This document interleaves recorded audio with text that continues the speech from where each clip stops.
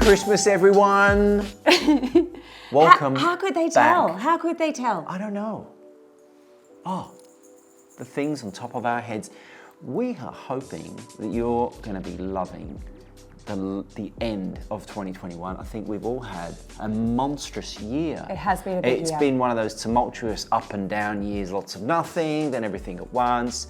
But you know what stayed consistent is the club. Good champagne. And your champagne. Good champagne. Kyla, we picked a couple of champagnes this month. We to did. just top off the year. The theme is? This month's theme is about pairing and about taking your champagne experience or just your experience to another level by perfect partnerships.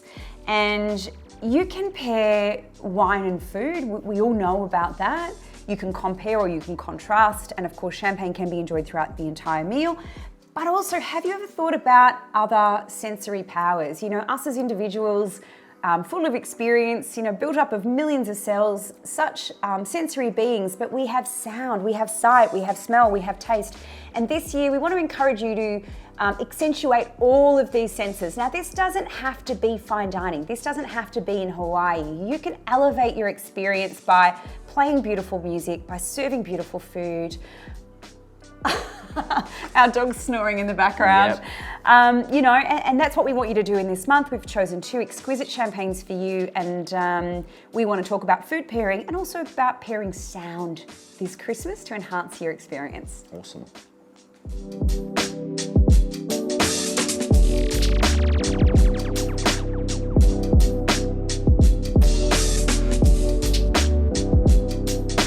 All right, so Kyla, we're going to look at Champagne Apollonis. And Apollonis is made by a very talented guy called Michel Laurier. All right, now Apollonis is a relatively new brand. Yes. But there's quite a few Lauriers in the village of Festini, which is where he's based. So to differentiate himself from all the other Lauriers, he created Champagne Apollonis. And now, where does that name come from? Yes, so it's really, I love it actually.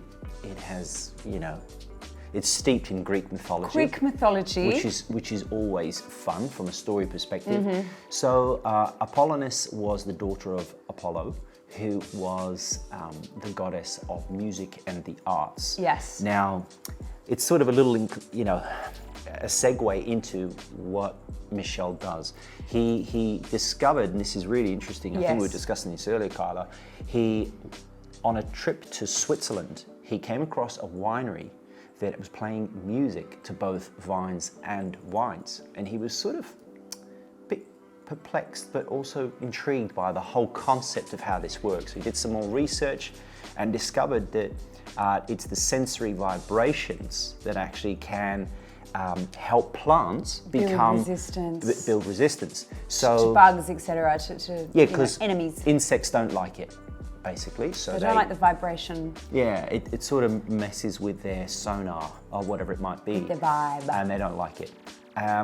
This is a fascinating isn't concept. Isn't that cool? Yeah. I think that's a really cool thing. And you see on the back of the label, and everybody who gets this wine, turn it around and have a look at the back of the label. There's some funny things on it, and I'll leave you to discover that.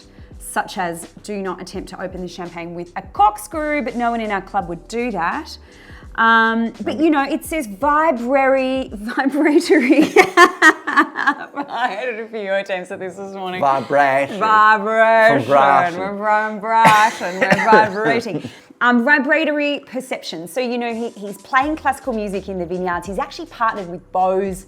It looks like little birds on poles in the vineyards, but they're actually little speakers. Or little birdhouses. Yeah, they're little speakers, and he's playing. Look, we have featured this wine, I've got to say, a couple of years ago for some of our older club members. You would have seen this before, but it's such a good wine. It's the great time of year to serve it at Christmas. It is a sensational champagne, but I think the story of the house, featuring music, talking about that natural partnering with music is so good. I love what he does. And it follows it into the cellar where the wine begins fermentation and then ends fermentation. So he plays like, I think, Bach at the beginning and sort of Beethoven towards the end. Yeah, Brahms. And it actually has this focus on, if I get it right, proteatic, I think it is, and that's basically strengthening the proteins in the wine. Well, actually creating protein strands because of the vibrations that are created from sound. So really fascinating stuff. Fascinating. But to sum him up, he's a a very conscientious grower. Their family been growing grapes since 1675. Amazing. There's 12 generations, you know, on from that. And he's a haute valeur environmental sort of producer, so everything natural, nothing put in the soil that isn't natural. And the whole process from start to finish is really considered, and he's raved about by critics like Peter Liem, Jancis Robinson, Richard Gillan, Richard Gillan, and also in Decanter and other publications. So he's done a very good job of creating beautiful wines from Festigny. So he's in the Vallée de la Marne, which specialises in Pinot Meunier. That's right.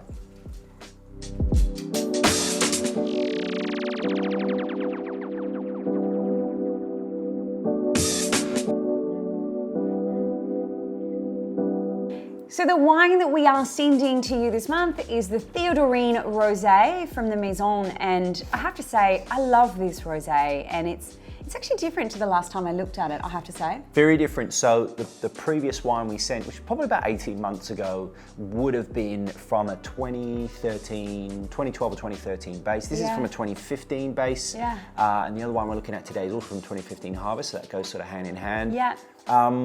We've got a nice sort of split. It's majority Chardonnay. Yeah. But then we have a blend of both Pinot Meunier and Pinot Noir for the other 50%. And there's a little red wine addition to give it its very light salmon pink. But often when we look at rosé champagne, and traditionally rosé champagne is released quite young, so only a couple of years in the cellar, you've got vibrancy of fruit, you've got high acidity.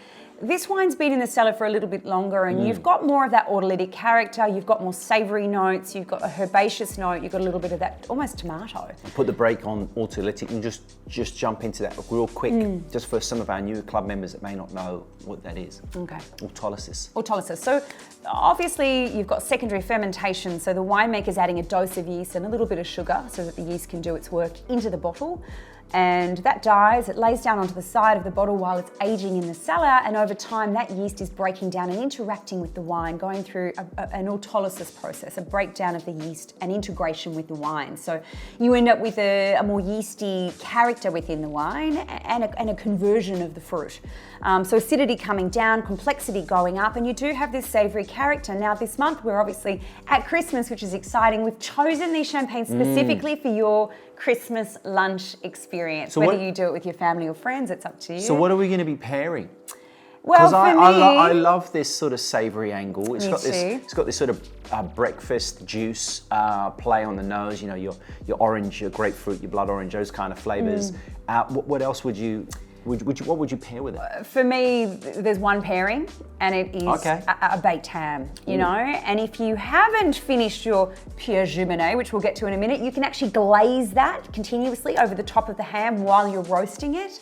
This Apollonis Theodorine Rosé will partner beautifully with a baked ham on Christmas Day. You know, it's got a little bit of weight, it's not too pretty, it's got some savoury characters. You could either go a cranberry sauce, which would pair beautifully, or an apple sauce. But this is great with a meat for lunch. I'm going to throw in my two bob as well, and I'm going to say I reckon it'd be really nice with poached salmon. Or something like that. Well, where are you going? It's Christmas lunch. Who serves salmon on Christmas lunch? Who knows? Not in my house, darling. Pescatarians. Pescatarians, Clearly. exactly. But you know, the recommendation is for ham for Christmas lunch. Beautiful.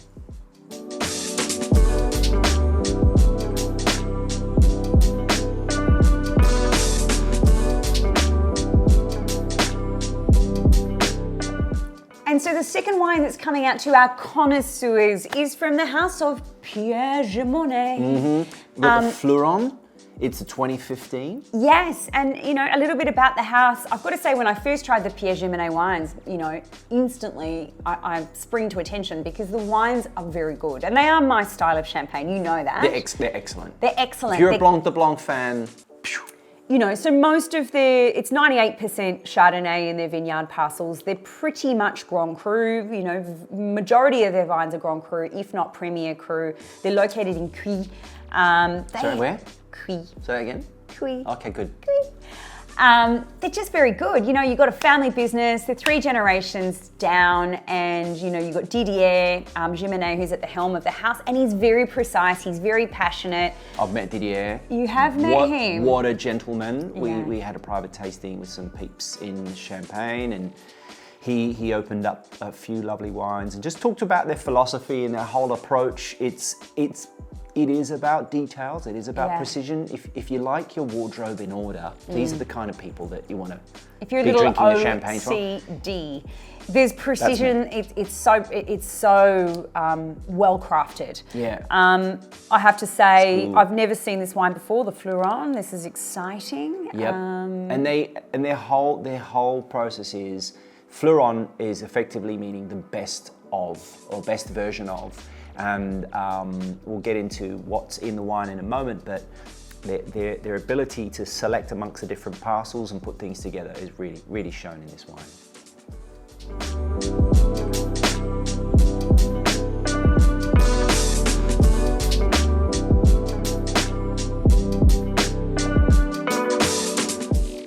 And the champagne that's coming out to all of you connoisseurs is an absolute knockout. It's so up my alley. We've got Fleuron 2015. Oh yeah. First time I've had this wine. It is, isn't it? Bloody good. It is great. Yeah. I love the complexity they managed to create, but the freshness, the precision. Yeah. We've got a blend of Grand Cru, mostly Grand Cru. Yeah.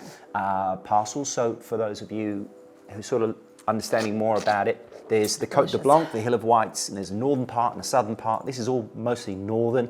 So you've got Auger and Cremant, which are pretty much that part. And then Cuy, which is how very cutely Carla said it earlier, is actually a Premier Cru. So that makes up the remainder, which is about 26%. Grand Cru being the best fruit, Premier Cru being second best, and other Cru or Autre Cru. And just for your reference, people, a Cru, which we talk about a lot in Champagne, is a village. Yeah. And the ranking is on the entire village. And can I just pop the bubble for a second, right? There are different ratings per village. You can get a 99% rated village, which is Premier Cru, but you know what? There's some amazing Premier Crus that are better than certain Grand Crus, depending on where they actually are, because they don't differentiate. That's why the Échelle de Cru system is out in the past, okay? Yeah. It's very antiquated. So just, that's a little mini lesson. So what we've got is 100% Chardonnay. It's stainless steel. Yep. We've got a little, probably 4 years worth of aging. Yep. 3 months of post disgorgement. Very important time for the sort of the wine to settle and find itself. Settles down. We've got 5.5 grams of sugar, which I think is perfectly reasonable. It's all Chardonnay. It's from the 2015 vintage. Now, I remember being in Champagne in the 2015 on the eve of the harvest. Damn, it was hot. Like we're talking 39, 40 degrees. Was that year? Yes. I remember being in the vineyards and just 2016 being was pretty hot too. Sweltering. More rain in 2016 though. 2015, big, ripe, round fruit as a result. And this wine for me doesn't have that pinpoint bracing acidity, but it does have this beautiful balance between minerality and freshness and ripe sort of citrus fruits, a little bit of cooked pineapple. I just think it's so up my alley. It's got a softness, a silkiness to it. So for those of you who, when you open your wines, those of you, those club connoisseurs, and if some of you club lovers are interested in the wine, it's also available on the site for you to purchase. It's really quite a creamy style of champagne, but with all these salty, mineral, citrus things sort of wrapped inside. And the reason for that is absence, or actually full mallow ferment. So we're converting the acids from malic, which is green apple, into the creamy ones, and you've got that lovely soft style. It's really gorgeous. like it. I love it too. It's absolutely my cup of tea. And what are we pairing with this? Well, for me, because I had in my head, you know, the surf bit and then the turf bit. So the surf, what were you thinking? It's scallops all the way. Scallops? You know, if you talk about... but with what and how? How are you going to prepare them? I'm thinking like you're going to sear them, add a little bit of olive oil, shave some truffle if you want to be a little bit decadent. Even a tiny bit of citrus, you know, could be a bit of lemon rind or a squeeze of lemon to finish. Yeah. But there's a creaminess and a softness to it, but there's still a really mouth-filling sensation. It does have some body. So I think... I like that. I think scallops, the creaminess of the scallop, or even an oyster, but they're a little bit more tart. Yeah, I think the scallop would work. If your Christmas table has some scallops and has some ham, you're doing great. Yes.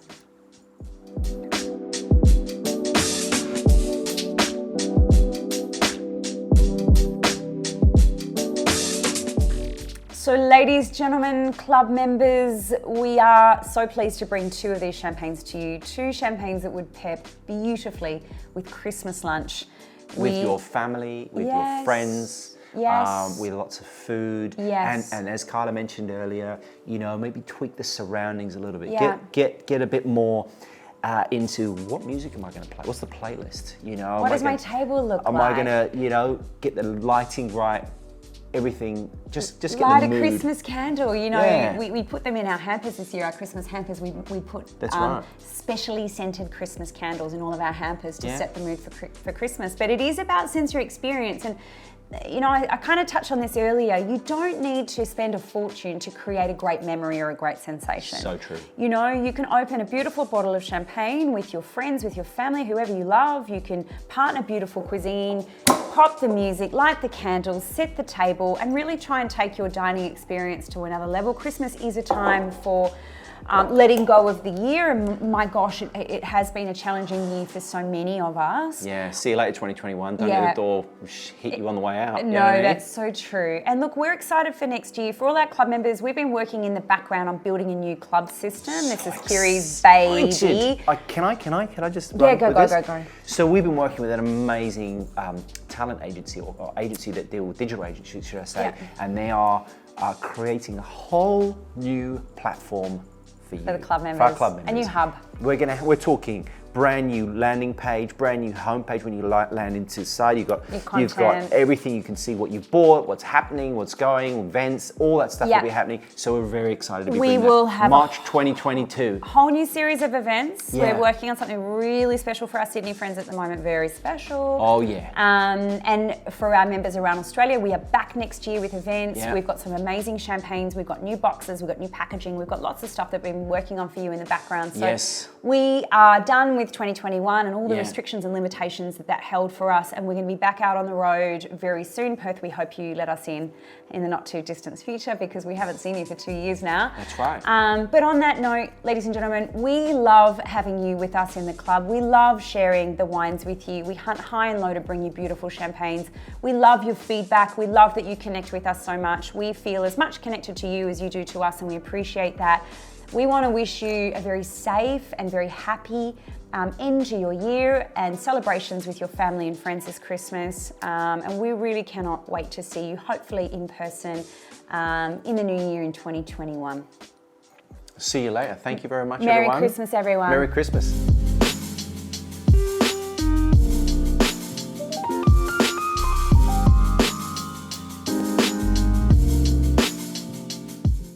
Hi, I'm Looney. This is Toons. What are your tasting notes on the Apollonis Rosé? I got this savoury qualities. I got this sort of morning morning breakfast juice. So like grapefruit, blood orange. So you're not surprised by New Year's? Yeah, guys. Is that right? Oh, that's right, darling. You've got it. Again, we've got a family-owned estate dating back to the the old ages, yeah. Way back in the old days, right? They used to make grapes, and in the grapes they made the wines with a press. Sorry, I fucked that up. Into a bottle. The cellar. Oh my God! Do not drop that or spray champagne on it. Definitely don't whack off on it. Oh my God, Kiri! Oh God. Can't do that. You ever tried removing? Oh, don't go there. Because I haven't. I don't know. I have no idea. Oh my fucking God. Father. No wonder you got a plastic cover on your phone. Okay. You've got a plastic cover on your phone. What are you on about?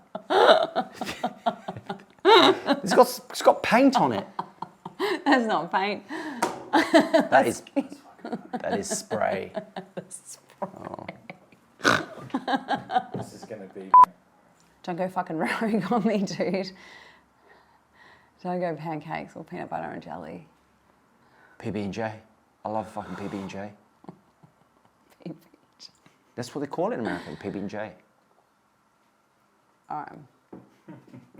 Blitz. 3,